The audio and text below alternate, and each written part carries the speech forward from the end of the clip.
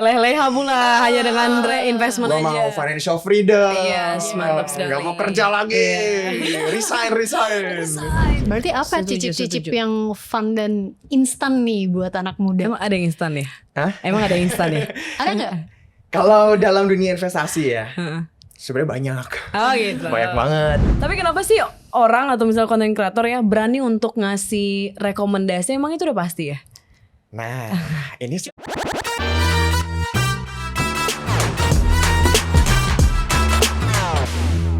Welcome to Pods. Hari ini kita ngobrol dengan content creator, also investor. Ada Jason Nathaniel di sini. Hai, welcome. Thank you for coming. Thank you for having me. Terima kasih banyak. Ini adalah investor muda. Yes. Udah banyak banget investor sekarang ya. Yep. Kayak content creator yang invest juga banyak banget. Benar. Tapi kayaknya pertanyaan pertama yang untuk memulai ya, kenapa sih investasi? What was so important? What is investment dan kenapa itu sangat penting? Buat gua investasi itu ngomongin tentang gimana kita membangun kekayaan jangka panjang. Karena saat kita masih muda, mungkin kita kayak enak lah ya, kita masih bisa kerja, sakit ya udah besok harus kerja lagi. Iya. Tapi nanti as time goes by, setelah kita udah mulai berumur, human capital kita mulai berkurang gitu ya, tenaga kita jadi lemas. Tapi harusnya uang kita bertambah supaya itu bisa menutup spending kita seumur hidup kita ya, sambil kita nanti udah berkeluarga, untuk pensiun gitu. Jadi kita view-nya sebenarnya jangka panjang. Makanya kalau investasi tuh nggak bisa cuman hari ini besok gua harus untung gitu, tapi mikirnya long term. For the future. For the future. Okay. And then you start investasi juga berarti. Sejak kapan? Jadi pertama kali investasi waktu itu tahun 2020. Itu pas awal-awalnya COVID. Awal COVID. Ya, jadi waktu itu emang udah ada kerjaan freelance lah, bisa dibilang. Terus COVID di rumah bosan ngapain ya gitu kan. Ngulik. Akhirnya ngulik. Apa nih? Investasi gitu kan. Waktu itu mulainya dari reksadana dulu. Nah sebenarnya kalau kita ngelihat tren di Indonesia, jumlah investor pas COVID itu naiknya tajam banget. Oke. Nah itu sebenarnya kita bisa ngelihat banyak waktu itu startup platform tuh mulai muncul. Yang dulu kalau kita ngelihat sekuritas nih di saham terutama ya, itu user interface-nya bikin kita pusing kayak Betul. bacanya gimana ya, nggak ngerti. Nah waktu itu kan juga lagi naik-naiknya Gen Z udah mulai masuk ke workforce, jadi mereka udah kerja dapat duit segala macam. Ada platform-platform ini akhirnya mempermudah banyak investor baru tuh waktu itu. Nah gue adalah salah satunya. Jadi waktu itu mulai investasi. Gue tipe yang lumayan moderat lah. Dalam arti profil resiko gue tuh nggak yang terlalu agresif. Jadi mulainya tuh dari yang aman-aman dulu. Apa itu yang aman biasanya? Dulu kan kita awal-awal mulainya pengen yang paling low risk. Jadi waktu itu masuknya reksadana pasar uang. Oke. Apakah itu? Jadi reksadana pasar uang itu sistemnya kayak kita deposito, tapi karena kita masukin ke reksadana. Jadi by the way reksadana itu adalah kita ibaratnya semua banyak orang nih ngumpulin duit, akhirnya duit itu dikumpulin, terus dikelola sama satu orang yang namanya manajer investasi, satu tim lah ya.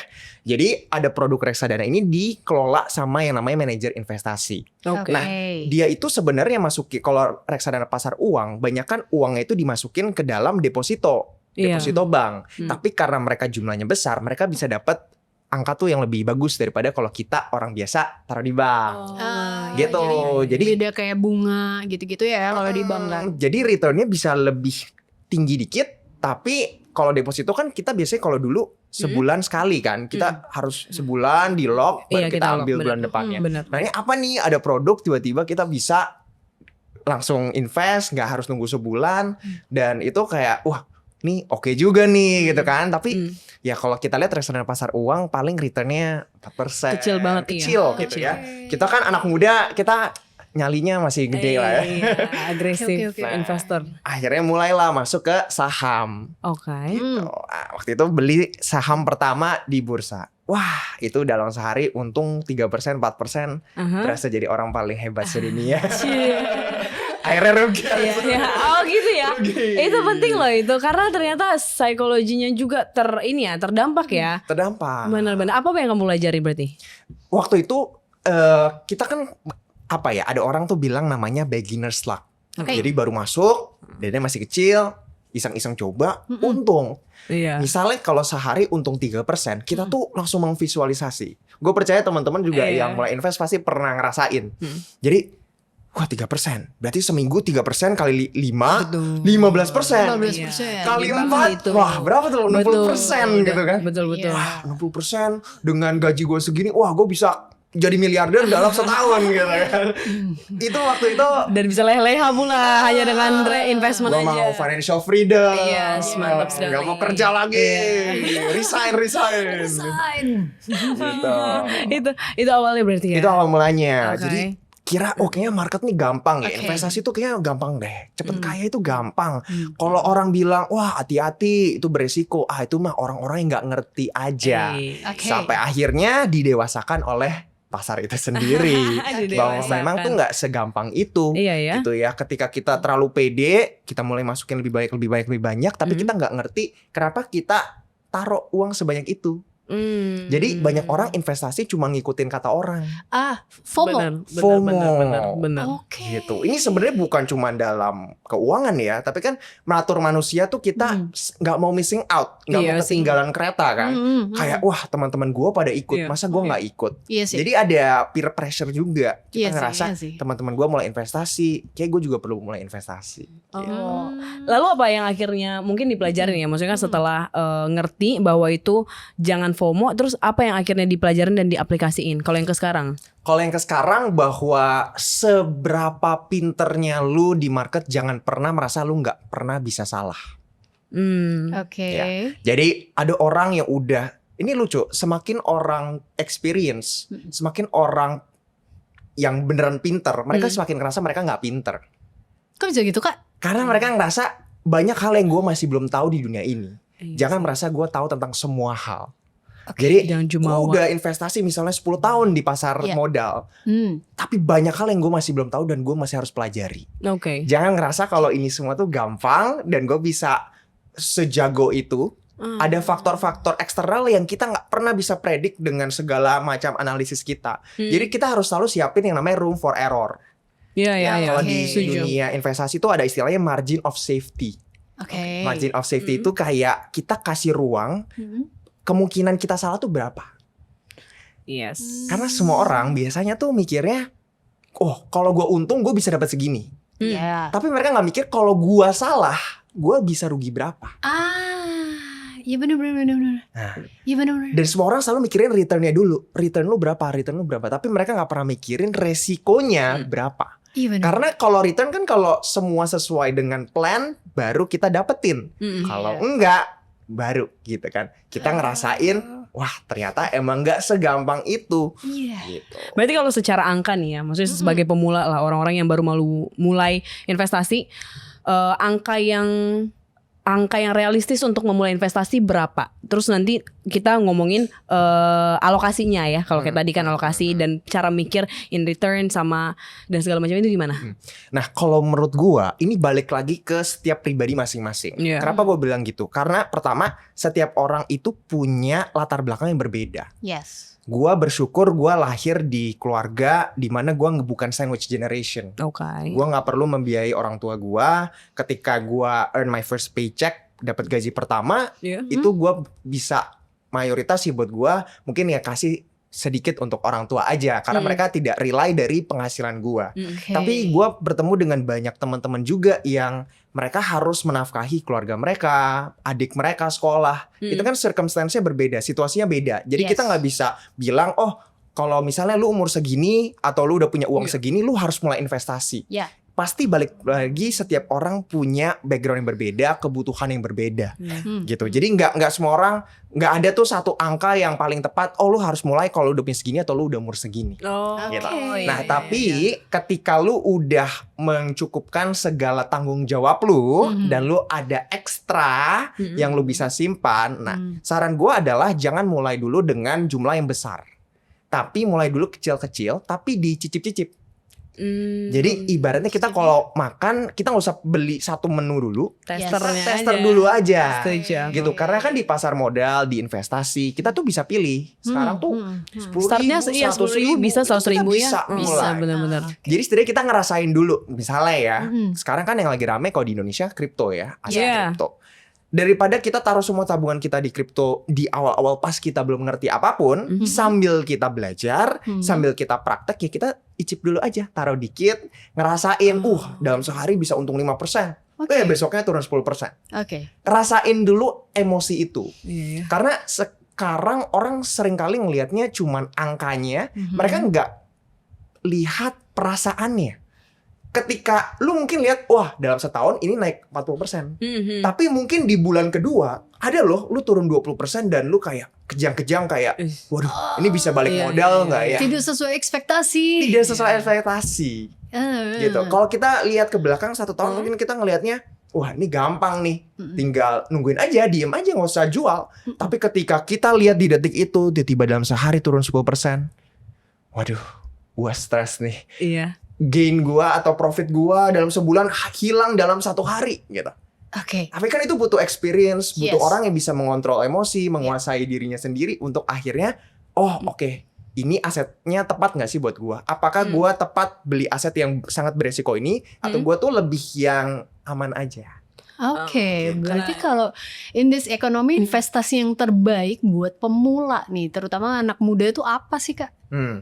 Ini seringkali banyak ditanya, tapi buat gua gini, setiap orang itu punya yang namanya profil resiko. Oke. Nah, profil resiko tuh ibaratnya kayak kita punya termometer, ya kalau bahasa anak SD-nya gitu ya, kita punya termometer. Ada buat beberapa orang ketika mereka ngelihat ada misalnya ada investasi, let's say kripto, Iya. ya naik 10%, turun 20%, dia ngerasa biasa aja kayak ya udah nggak apa-apa.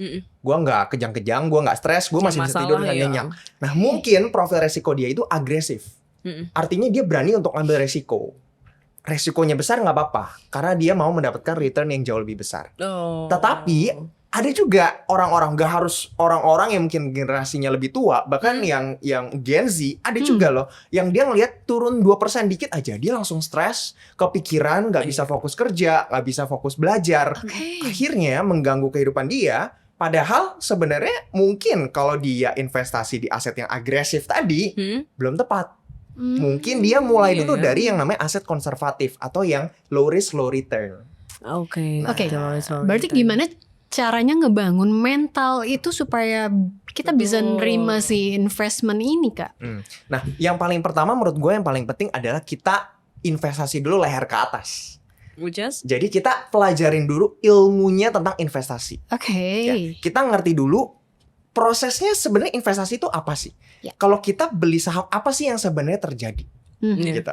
Misalnya gini, banyak orang yang masih kira kalau kita beli saham ya di misalnya di bursa Indonesia gitu ya, Iya. kita beli itu berarti kalau kita beli, ini bukan rekomendasi, saya cuma contoh aja, misalnya kita beli saham BCA gitu ya, Iya. kita kasih duit ke BCA. Padahal sebenarnya kita nggak kasih duit ke BCA loh kalau kita lagi beli saham BCA. Oke. Tapi kita beli dari investor lain yang udah punya saham BCA.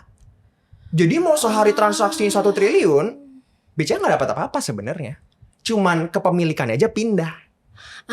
Ini sebenarnya konsep sederhana secondary market. Jadi pasar sekunder di mana kita sesama investor saling melakukan transaksi. Nggak ada hubungannya sama perusahaan nih. Iya. Nah, kayak gini-gini kan ini sebenarnya konsep-konsep dasar dalam berinvestasi yang seringkali banyak orang masih belum ngerti. Kenapa Sama ya lagi. harga sahamnya bisa naik gitu ya? Wah, ini kenapa ya saham ini bisa turun? Mereka mencoba untuk kira semuanya itu ya hoki-hokian aja atau luck doang. bener. Tapi sebenarnya ada fundamentalnya. Makanya ada istilahnya tuh fundamental analysis. Jadi kita menganalisa sebenarnya apa sih what's going on ya di dalam satu, kalau saham perusahaan, kalau kripto mungkin satu project atau di satu obligasi, sehingga itu ada naik dan turunnya harga. Berarti benar nggak kalau misalnya kan saham tuh sangat tidak bisa diprediksi ya? Itu karena kita beli dari investor tadi ya. Jadi maksudnya ada aspek dan faktor personal jadi kan kalau BCA kan dia akan tetap kan. Ini kita sekali lagi nih cuman contoh ya, misalnya BCA itu tetap. Tapi kan BCA bisa turun bisa naik. Turun kalau misalnya investor lagi tarik duit ya berarti ya. Yeah. Lagi tarik duit, dan itu tergantung personalnya kan. Maksudnya mau memberikan gambaran ke orang-orang bahwa sangat fluktuatif kan. Betul. Si saham ini, dan itu bukan ditentukan oleh sekali lagi oleh perusahaannya, tapi oleh orang-orang dan investor-investor di dalamnya gitu ya. Betul. Oh. Jadi ada yang bilang gini, in the short term, the stock market is a voting machine. Iya. In the long term, it's a weighing machine. Kalau bahasa Indonesianya, Iya. stock market atau pasar modal dalam jangka pendek itu mesin voting. Tergantung siapa yang lebih banyak beli, itulah yang naik. Karena kan banyak yang beli, yang jual dikit, akhirnya harganya kekerek naik. Iya. Supply and demand. Iya. Ini kan dasar ekonomi ya. Iya, Betul. Nah, sedangkan kalau long term baru kita ngomonginnya tentang bisnisnya, rencana ke depannya seperti apa, itu baru kita lihatnya dalam long term. Tapi dalam short term, sesimpel sebenarnya seberapa banyak yang mau beli dan seberapa banyak yang mau jual. Iya. Itu yang menentukan harga. Jadi benar tadi. Iya ya. Mau tiba-tiba dia kayak, aduh, saya mau beli rumah, jadi saya cairin lah. Benar. 10 miliar BCA saya misalnya gitu kan. Akhirnya harganya rontok Turun, misalnya iya. gitu. Nah, itu gitu. Dan apakah itu berpengaruh juga kalau sekarang kan kita lihat, maksudnya dengan keadaan Indonesia ya, kan itu salah satu concernnya orang-orang adalah kok kayaknya IHSG dan segala macamnya itu berantakan banget sampai kemarin kan. Nah, apakah itu juga karena pengaruh? Apakah berarti berpengaruh juga keadaan di Indonesianya ya untuk semua investment di Indonesia juga? Nah, makanya sebenarnya kalau biasanya ini nggak cuma di Indonesia ya, tapi di seluruh dunia, pasar saham itu biasanya menjadi proksi atau cermin dari apa yang terjadi di ekonomi. Oke. Jadi kadang bahkan pasar saham itu geraknya duluan dibanding ekonominya. Jadi misalnya nih kita memproyeksi atau memprediksi kira-kira selama 3 bulan ke depan ekonomi akan lesu. Pasar saham udah memprice in bahasanya, atau udah kayak oke, itu akan terjadi, jadi sahamnya udah turun duluan. IHSG udah turun duluan misalnya gitu ya. Jadi ekonomi real dari negara dan pasar sahamnya itu bergerak itu berdampingan, tapi biasanya pasar saham itu gerak duluan. Nah, kalau kita lihat di Indonesia, sebenarnya kan memang lagi banyak ketidakpastian. Benar. Ya, yang terjadi instability ya. Instability. Sebenarnya nggak cuma Indonesia, tapi kita lihat juga dari global, dari Amerika, memang lagi ada banyak banget ketidakpastian. Dan itu paling berpengaruh ya untuk ya segitu, Amerika paling berpengaruh sepertinya. Kayak kebijakan ya geser sedikit, bergeser tuh semua investasi ya. Cuman karena dia tweet satu. Exactly. Benar. Aku lihat tuh. Oke. Berarti apa sih jebakannya yang sering terjadi nih buat investasi, itu apa jebakan? Nah, jebakannya ya biasanya banyak orang itu nggak bisa mengalahkan bias. Gue bisa bilangnya mungkin bias. Jadi bias itu tuh ada, kita ngelakuin sesuatu tuh bukan karena logika, tapi karena perasaan. Ya, jadi kita misalnya trading atau kita investing bukan karena dasar yang jelas, tapi cuman karena emotion. Ya, 4 emosi paling kuat dalam investasi itu fear, ketakutan, greed, ya, tamak, hope, ya, berharap, dan regret, penyesalan. Nah, cenderung ya ketika orang melakukan investasi atau trading gitu ya, mereka udah tahu mereka salah. Tapi mereka masih enggak kok, gue nggak salah. Mereka akan mencari, ada istilahnya tuh confirmation bias. Mereka akan cari yang namanya data-data untuk mensupport apa yang dia percayai. Jadi misalnya teman-temannya udah bilang, data-data udah bilang, lu cek lagi deh, ini salah loh, ini gini loh, datanya udah nunjukin gini loh. Enggak, gue bener. Dia akan cari segala informasi yang dukung dia doang, dan dia akan membuang segala informasi yang against sama dia. Makanya take notes lah ya. Iya, makanya pernah ada seorang teman yang kayak dia nggak percaya itu gitu. Terus ternyata di akhir tahun dia drop semuanya gitu, dan dia lost semua sahamnya gitu. Ya jadi, itu tadi kali ya Kak. Jadi kayak ketika keputusan kita didasari cuman sama feeling, tapi kita nggak punya mentalitas untuk menjaga kita supaya kita nggak melakukan tindakan berdasarkan perasaan aja. Ya, kita pastinya nanti lama-lama jam terbang aja sih. Kita udah ngerasain gitu kayak salah satu yang paling simpel itu kita journaling perasaan kita. Oh ya, bisa kayak journaling. gitu. Wah. Aku pikir Contohnya? investasi hanyalah tentang numbers, tapi ternyata it's more than that ya. Ada tentang journaling. Ada hal-hal yang nggak bisa dideskripsikan di chart. Jadi misalnya gini, Contohnya kita gitu. beli sesuatu, terus kita misalnya kita jual atau kita keluar dari posisinya gitu ya. Oke. Kita beli terus kita jual. Terus kita misalnya rugi. Mm-mm. Apa sih yang salah dengan trade Ke- itu atau iya. posisi itu gitu? Mm-mm. Biasanya itu nggak lepas dari 4 emosi tadi. Oke. Yes. Mungkin dia ketakutan. Nanti Ah. kalau ini turun lebih jauh lagi gimana ya? Padahal ini udah di luar dari plan dia. Plan dia bilang, jangan jual kalau belum sentuh harga ini misalnya, gitu ya. Oke. Karena dia udah lakukan analisis, wah ini perusahaannya bagus dan lain sebagainya. Oke, Tapi oke, dia oke, keluar oke. dari rencana awalnya dia. Mm-mm. Akhirnya dia apa ya? Ya itu act based on feeling, bukan dari plan awalnya dia. Dan itu biasanya mulai biasanya- lah ya. Biasanya menyesal.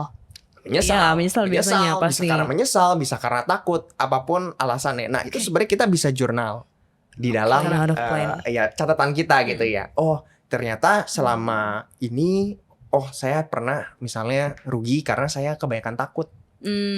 Oh, saya kehilangan banyak cuan yang harusnya bisa untung banyak, tapi karena nanti kalau turun gimana ya? Saya jual duluan deh. Oke. Gitu. Kalau kakak Bisa sendiri di note sih itu. nge-journal juga? Aku nge-jurnal juga. Pasti lah ya. Iya. Tapi ini pertanyaan yang tadi ya, yang tentang IHSG. Aku juga sering dengar nih, kalau yang sekarang liatnya kayak kenapa orang kalau IHSG-nya lagi bagus atau hijau mungkin namanya, Mm-mm. kenapa jadi happy? Apa sih yang terjadi di situ sebenarnya? Mm-mm. Jadi IHSG itu kan indeks harga saham gabungan. Iya, benar. Jadi itu adalah kumpulan dari saham-saham besar di Indonesia untuk nunjukin seberapa tinggi atau rendahnya nilai saham kita sih. Gitu. Nah, jadi biasanya kalau IHSG-nya lagi tinggi, hijau terus, Iya. kecenderungannya orang-orang yang punya saham-saham yang porsinya besar di IHSG, saham-saham blue chip istilahnya, mereka biasanya hijau juga. Oh. Gitu. Jadi kalau IHSG-nya lagi naik, Hmm? biasanya orang-orang yang banyak investasi saham itu mereka untung juga. Berarti mereka Itulah happy. kenapa senang. Mereka happy.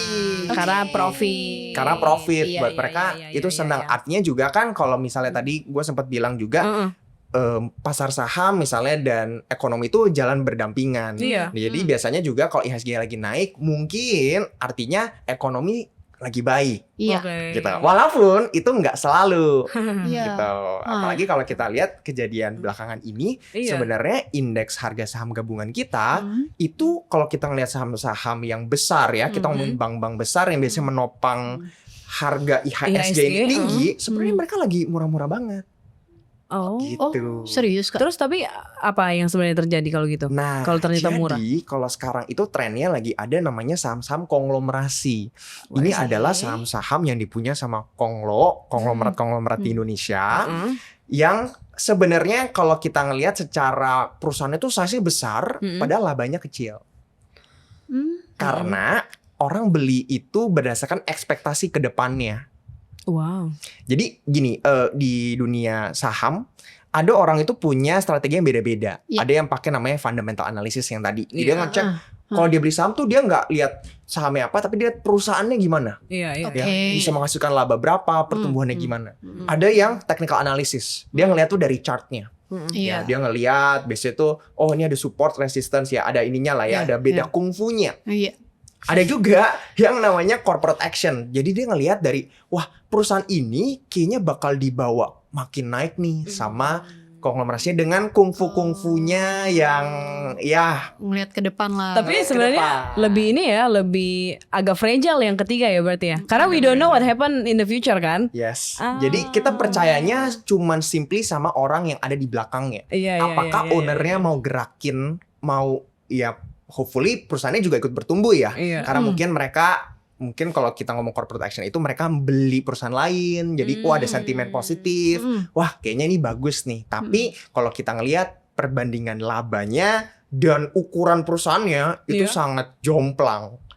Tapi itu gede-gede semua tuh nilainya. Dan itu Bisa yang ya, bikin IHSG gede. kita per hari ini tuh all time high. Oh iya, berhari Iya. Tapi kalau misalkan Mantap. lagi high kayak gitu, worth it nggak kalau misalkan kita ambil?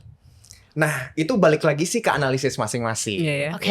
Karena setiap orang punya kungfu yang berbeda-beda. Mungkin opini pribadi gue akan berbeda dengan orang lain yang lebih menguasai di bidang itu, Oke. gitu ya. Tapi buat gue itu tipe orang yang melihat market ya atau pasar saham. Tadi kan gue bilang tentang basicnya dulu deh. Kita ngomongin supply and demand. Yes. Ya, kenapa harga itu bisa naik? Iya. Sesimpel yang jual lebih sedikit daripada yang beli.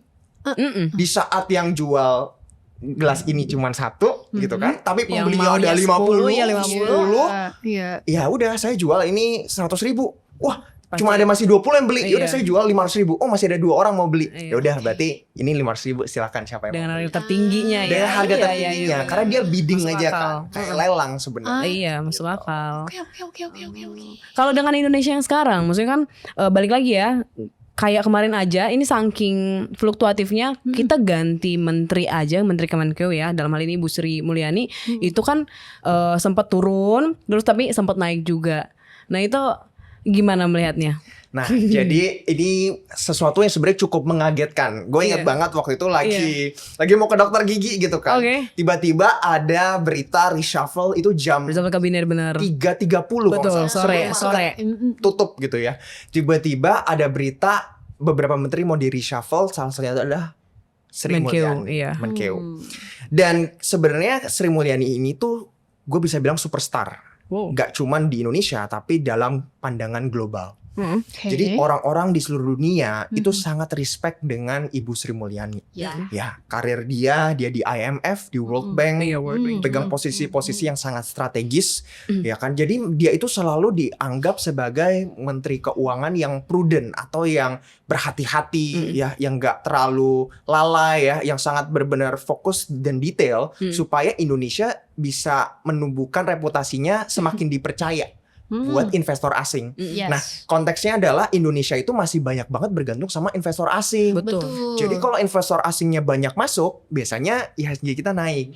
Tapi kalau misalnya investor asing keluar, ya itu artinya IHSG-nya biasanya turun. Oke. Jadi kalau kita ngelihat kenapa waktu itu begitu ada pengumuman reshuffle, tiba-tiba langsung drop Anjir. tuh. Investornya cabut semua. Investor asing pada takut semua Takut karena mereka. Iya, Ibu iya, Sri iya, Mulyani iya. udah mungkin hampir berdekade gitu ya. Iya, untuk 17 tahun di kabinet. 17 tahun di posisi Menkeu gitu. Jadi waktu itu banyak ketidakpastian.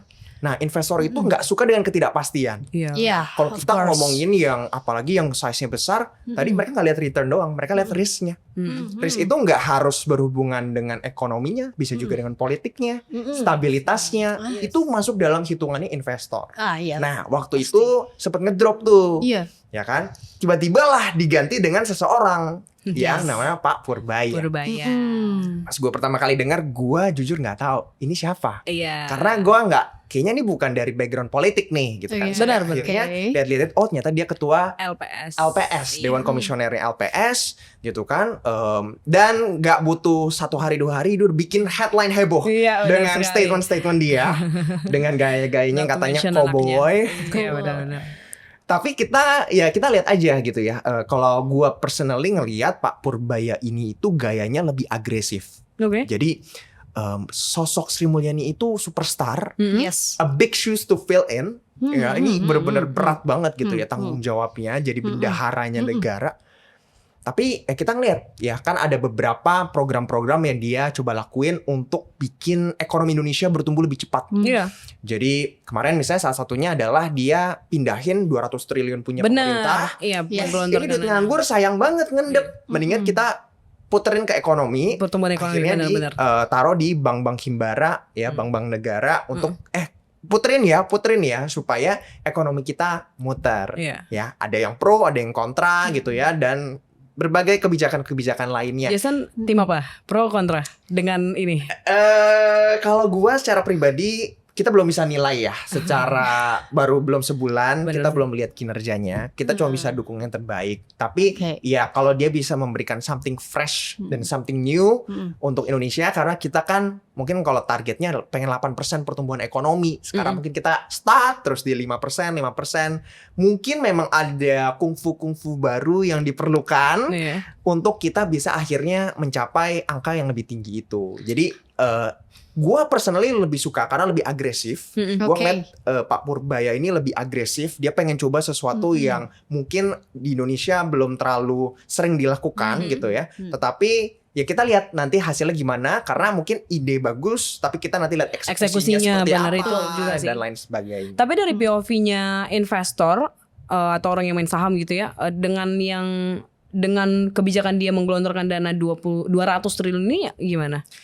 Sebenarnya kalau kita ngelihat itu lumayan mix ya. Jadi kalau gue ngobrol sama teman-teman investor, teman-teman dari industri keuangan juga gitu ya. Kalau kita ngelihat di satu sisi memang kita banyak punya harapan lah ya sama Pak Purbaya. Pasti. Yang berharap banyak fresh ideas supaya kita bisa ekonomi bertumbuh, rakyatnya makmur, semuanya happy. Amin. Itu kan harapan kita. Iya. Tapi memang kalau kita lihat datanya, ya semenjak Agustus, jadi 1 bulan terakhir investor asing itu masih keluar sebenarnya dari pasar saham Indonesia.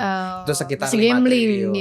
Terus? Ya, dan kalau kita lihat dari tahun 2025 investor asing itu masih keluar sekitar 40 triliunan. Wah, Artinya banyak juga duit itu. dari mereka ini masih keluar nih. Iya. Ya, dan ini ya juga mungkin salah satu alasan kenapa rupiah kita juga Jadinya lemah terus. Padahal lucunya dolar itu sebenarnya tahun ini punya rekor salah satu yang terburuk. Jadi dolar itu melemah terus sebenarnya secara dolar itu sendiri. Tapi begitu di kurs sama Indonesia, ya ternyata tetap masih aja masih kalah aja. ya. Iya sih, sayangnya sih. Sayangnya Bener, gitu. aku Tapi ngerti ya dengan harapan kalau misalnya kebijakan-kebijakannya bisa mendukung pertumbuhan ekonomi dan investor asing banyak masuk dan kan ini balik lagi tentang kepercayaan.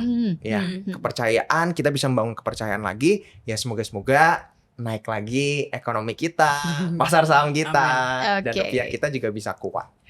Oke, kalau kamu sendiri nih lagi excited kemana? Lagi ke saham, kripto, atau reksadana? Kalau Semua main kayaknya. gua main semuanya. Tapi ada all in nggak? Ada all in satu gitu? Pernah atau Dulu pernah ya all in. all in kemana? Kripto lah ya. Oh, tetap kripto. Dulu kripto, Oke. tapi sekarang emang lebih cocok-cocokan aja sih ya, lebih cocok di saham. Tapi Saham, ya. juga banyak pelajaran di kripto dan taruh juga di kripto. Mungkin nggak sebanyak di saham, tapi emang sekarang lagi mainly di saham sih. Oh, kalau pembagian kita berarti ngomongin ini ya, apa namanya? Kita personalize lah. Misalnya aku dengan gaji yang UMR gitu ya. Ini kita udah mengesampingkan background bahwa ya udah aku punya uang kalau dari gaji UMR 5 misalnya 3 mau aku investasiin. Ini nggak mungkin juga sih 3 ya kalau UMR. Cuman Misal 3 nggak apa-apa. UMR di Jawa Tengah, 3,5 misal. Nggak 3 lah misalnya gitu ya, 3. Terus enaknya aku apain nih 3 juta? Oke. Jujur, Iya. kalau menurut gua, kalau misalnya gajinya masih UMR, saran gua mendingan kita naikin income-nya dulu. Ya. Kenapa gitu? Karena investasi, terutama di pasar modal itu it's a numbers game.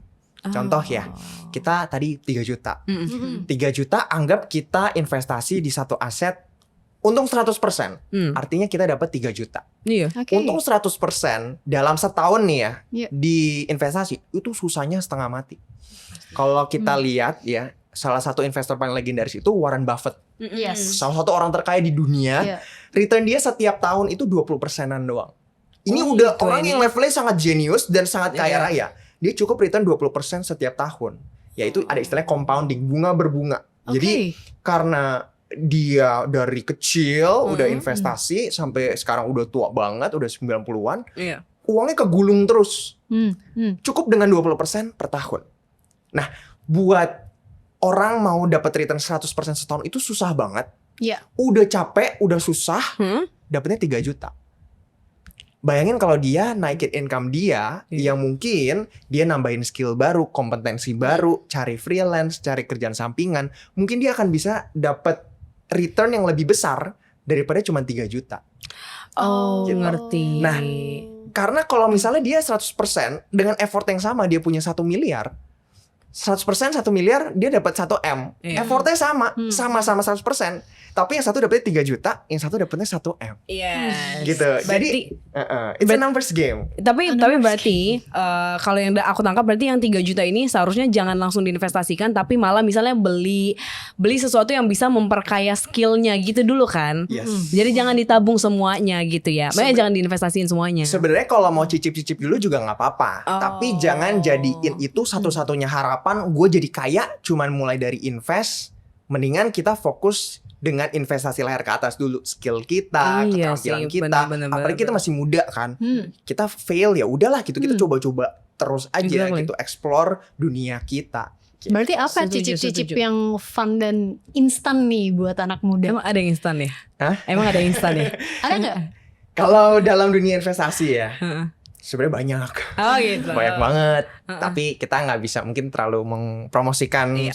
produk-produknya ya. Ya, Tapi kan kalau sekarang di kalangan terutama Gen Z ya, itu lagi terkenal banget itu main yang namanya futures. Futures. Futures itu istilahnya kita misalnya ya, kita punya modal 1 juta. Mm. Ya, kalau kita untung 100% kan kita untung 1 juta doang. Mm. Kalau kita main futures kita kali 50, artinya modal kita 1 juta. Tapi kita bisa punya posisi investasi 50 juta. Iya. Kalau untuk 100% kita untungnya 50 juta. yes. Cuma dengan modal 1 juta.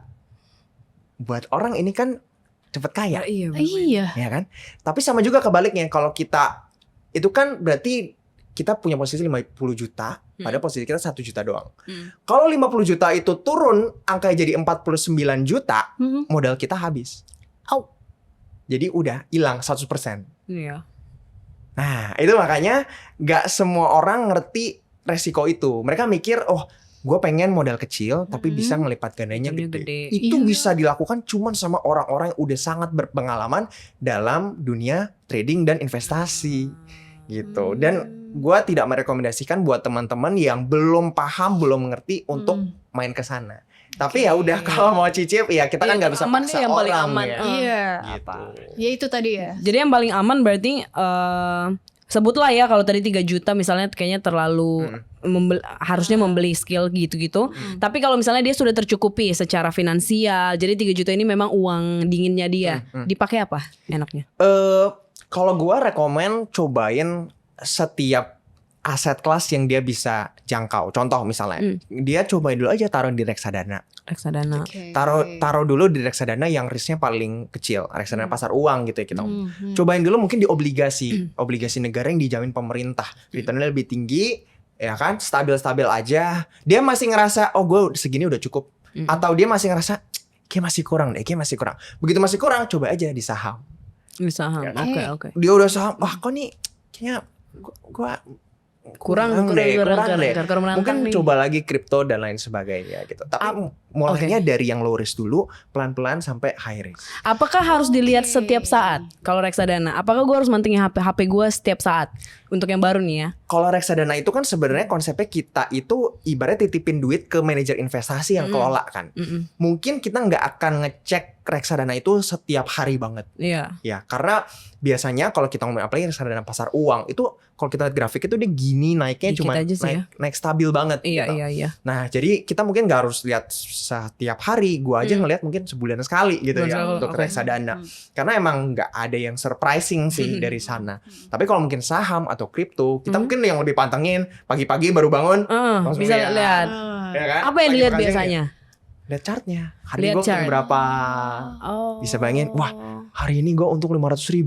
Gue kerja capek-capek segini, tapi ini gue cuma dalam 5 menit 500.000 misalnya. Iya. Kan ada perasaan, wih enak banget. Tahu dari mana sih untung? Coba kalau misalnya Iya, orang mau tapi lihat. ada gak sih gitu kayak misalkan hari tertentu atau jam tertentu yang chartnya tuh bakal naik gitu? Nah, kalau kita lihat gimana cara lihat untungnya tuh sebenarnya setiap platform yang kita pakai tuh ada tulisannya biasanya. Kita Oke. belinya di harga berapa, kita taruhnya berapa, terus dia ngelihat harganya sekarang berapa, Oh, terus jadi kita langsung- hijaunya berapa nih. Oh langsung tertera lah ya. Langsung Jadi tertera. bisa langsung lihat angka. Oke ngerti. Nah, kalau misalnya dibilang ada nggak sih waktu yang paling tepat atau kayak kapan tinggi, kapan turun, sebenarnya sih kalau dibilang nggak ada yang pasti. Oke. Cuman kalau di investasi itu ada istilah namanya seasonality. Oke. Jadi seasonality itu kita ngelihat biasanya per bulan itu kira-kira dari 10 tahun kemarin atau 15 tahun kemarin itu di bulan-bulan apa sih biasanya saham ini atau indeks ini naik atau kripto ini naik. Nah, kalau kita lihat sebenarnya selama 10 tahun terakhir buat IHSG di Indonesia, September itu cenderung merah terus. Oh ya? Iya. Oh, Jadi makanya banyak orang bilang sell in September and go away. Sell in September. Sell in only in September atau after September bakal Kayak fenomenanya bakal sih ini setiap lagi. September gitu. Fenomenanya kalau kita lihat dari 10 tahun terakhir 10 itu tahun September terakhir. cenderung merah. Iya. Tapi mungkin nanti Tahun di depan Oktober belum tentu. bisa naik lagi. Biasanya akhir tahun seringkali Benar. naik. Oh. Ada istilahnya namanya window dressing. Oke. Ya, Oh, betul. mereka mau bersihin buku laporan keuangan nih.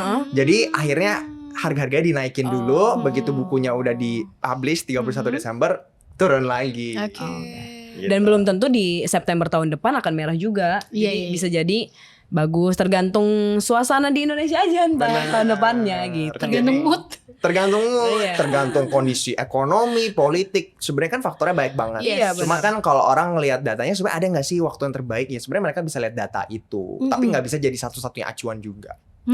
Tapi kenapa sih orang atau misalnya konten kreator ya berani untuk ngasih rekomendasi? Emang itu udah pasti ya? Nah, ini Coba sering kita kali ya. belajar secara gimana? Anak Anak SD.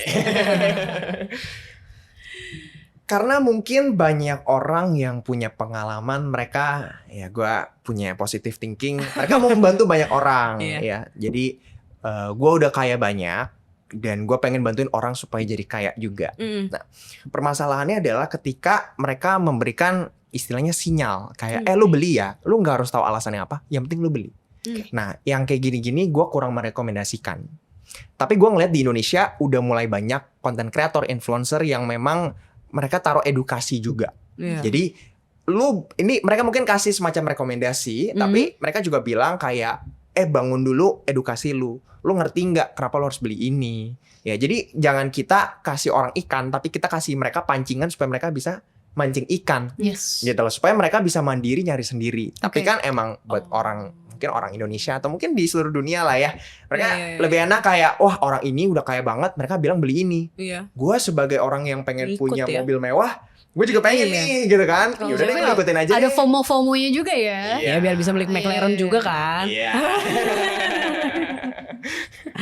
Oh, jadi tapi berarti sebenarnya nggak boleh ya ngikut yang bukan nggak boleh sih, maksudnya tidak direkomendasikan lah untuk selalu ngikutin ya. Kita harus ngerti kenapa kita beli itu tadi ya. Bener, jangan ikutin secara buta gitu. Kalau itu mungkin jadi ideas yang kita bisa analisis secara pribadi dulu, will be better kan. Jadi kita jangan nanti kalau rugi kita salahin dia gitu kan. Karena kan dia untung, kita untung, dia juga gak dapat apa-apa. Giliran kita rugi, masa kita nyala-nyalain dia Yes. gitu kan. Oh iya benar juga sih, banyak kayak gitu ya. Hmm. Banyak gak sih sekarang, tapi masih ada kayak investasi bodong-bodong gitu gak sih sekarang? Sayangnya masih banyak sih. Oh ya? Masih banyak. Contohnya apa sih Kak? Terakhir kan yang lumayan ramai itu robot trading. Hmm. Ya kan, arisan. Banyak juga nih berhubungan dengan kripto. Jadi bukan Cara mereka bohong tuh gimana sih? Kenapa disebut bohong gitu? Apakah dilariin duitnya atau diapain gitu? Nah, biasanya red flag paling besar investasi bodong itu duitnya dititipin di tempat di mana itu tidak legal untuk kita titipin duit ke sana. Tidak dijamin berarti kalau tidak legal. Tidak dijamin, tidak Oke. legal, platformnya tidak jelas, tidak di bawah regulasi. Mungkin kalau Iya, di tidak Indonesia ada dijamin OJK, yang gitu-gitu kan. Bapepti Iya. gitu ya. Ini enggak. Dia cuma bilang, lu titip aja, nanti setiap bulan dapat segini. Itu red flag banget. Kalau luar negeri? Nah, kalau ke luar negeri, kita harus pastiin dulu pertama regulasinya dan seberapa realistis returnnya yang dijamin. Oke. Nah, contoh gini, kayak misalnya tadi gue bilang setahun itu Warren Buffett rata-rata tuh 20%. Yes. Tiba-tiba ada orang bilang, lu mau nggak? Ini titip duit, kita lagi butuh uang untuk ekspansi bisnis apalah. Iya. Terus dia bilang, gue jamin 20% setiap bulan. Udah pasti lu nggak mungkin rugi. Nah, begitu dia udah bilang udah nggak mungkin rugi, nah itu udah red flag juga tuh. Angkanya 20% per bulan itu udah nggak realistis.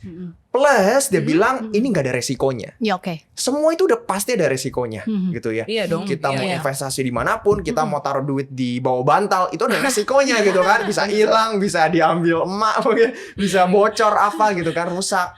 Semua Iya, ada iya. resikonya. Jadi kalau ada yang bilang ini nggak ada resikonya, itu red flag banget. Dan ada yang maksudnya secara di marketing dia secara eksplisit bilang tidak beresiko ada. Yes. Red flag Dan banget ya dia harusnya ya. itu bikin secara psikologi bikin kita untuk mungkin dia benar juga. Contoh, ada artis-artis yang ikut. Itu bisa di endorse artisnya ya. cuman jadi brand ambassador doang, dibayar, jadi KOL. Di endorse lah ya Gitu, jatuhnya. di endorse. Nah, terus seringkali gini, ini sebenarnya cara kerjanya gimana sih? Udahlah, lu nggak usah perlu tahu lah. Lu percaya aja sama gua. Nah, yang kayak gitu-gitu tuh juga jangan sampai. Jadi Iya ya. ada tuh yang pakai, oh nih bilangnya titip investasi kripto, tapi sebenarnya tuh nggak ada, skema Ponzi aja. Dia cuma bilang, percaya aja sama gua gitu.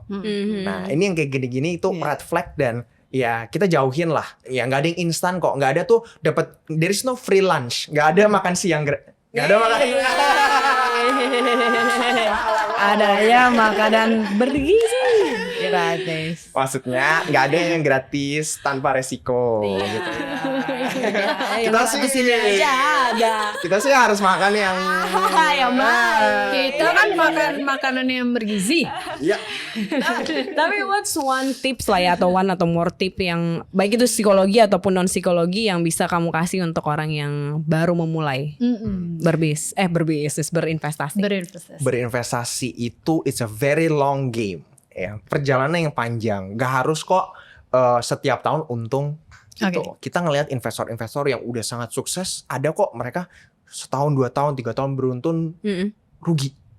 Tapi bukan berarti ketika mereka mengalami kegagalan secara short term mereka bilang, wah gue gak akan mau investasi lagi. Mungkin mereka salah, mungkin mereka dapat banyak pelajaran yang berharga di sana, tapi stay humble dan belajar terus aja. Apa ya kesalahan yang gue bikin gitu ya, kalau mereka mengalami kerugian. Nah, kalau misalnya buat yang benar-benar takut banget gak mau investasi, saran gue adalah sebenarnya gini, ketika kita berinvestasi kita tuh sebenarnya lagi bayar uang ke diri kita sendiri di masa depan. Karena gini, kita dapat gaji setiap bulan, mungkin teman-teman yang kerja gitu ya, kita selalu bayar ke orang lain. Kita bayar buat beli makan, buat jalan-jalan, buat apa. Kenapa kita gak pernah bayar ke diri kita sendiri dengan kita berinvestasi? Kita membiayai diri kita di masa depan supaya kita bisa punya hidup yang lebih enak. Ya sebenarnya nabung tapi portofolionya tidak cuman deposit dan di bank aja gitu ya sebenarnya ya. Gitu. Karena uang itu semakin berjalannya waktu itu nilainya semakin menurun. Ada yang namanya inflasi. Iya. Dia makan nilai uang kita diem-diem. Gitu kan. Harga dulu mungkin 10.000 kita bisa makan enak. Sekarang sih 10.000 susah banget gitu ya, nggak bisa beli apa-apa.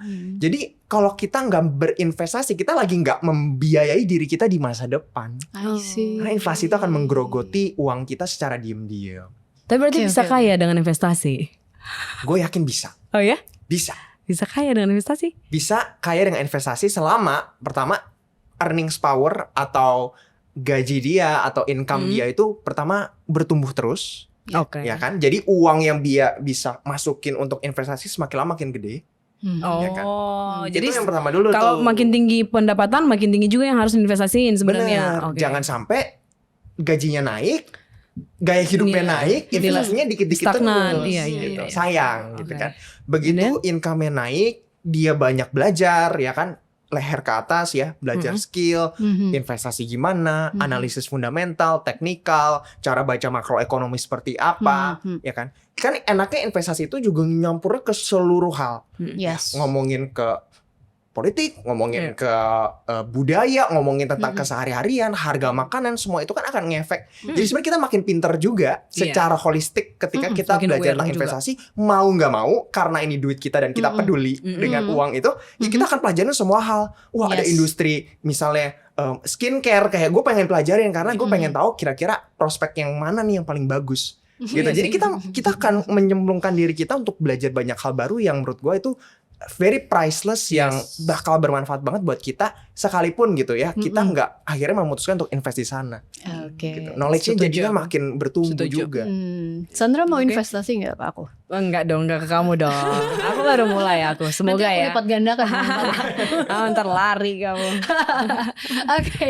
Kak Jason, last but not least, kalau kamu disuruh jadi peramal finansial, investasi apa Peramal tuh. yang the next big thing. Gimana sih gue ngomongnya? Yang gede lah ya, maksudnya in this year apa next year? Dalam 3 sampai 5 tahun. Oh, 3 sampai 5 tahun. Dalam 3 sampai 5 tahun. Kira-kira apa? I love Bitcoin sih. Ya? Really? Yes. Jadi masih merekomendasikan orang untuk coba juga dong ya? Ya kalau yang dapat harga bawah ya congratulations. Kalau sekarang who knows gitu ya. Tapi secara konsepnya sendiri gue suka banget ada uang yang nggak dikontrol oleh siapapun. Dan dia itu ya kita lihat dari puluhan tahun selalu ada cycle-nya itu uptrend terus. Jadi dan gue suka banget pelajarin tentang decentralized money istilahnya gitu. Bitcoin sebagai mungkin aset ya, bukan dia kan nggak mengenerate money sebenarnya. Dia kayak kita beli digital gold kalau bilang, kayak kita beli emas digital. Tapi gue cukup yakin dalam 5 tahun ke depan gak usah mikirin harga sekarang, it will go up. Oke. It's a 3-5 years ya. Alright Jason, thank you so much for sharing. Semoga project-project ke depan juga bisa lancar lah ya. Masih banyak proyek-proyek pastinya kan. Siap. Alright, thank you juga teman-teman. Sampai ketemu di episode selanjutnya. Bye.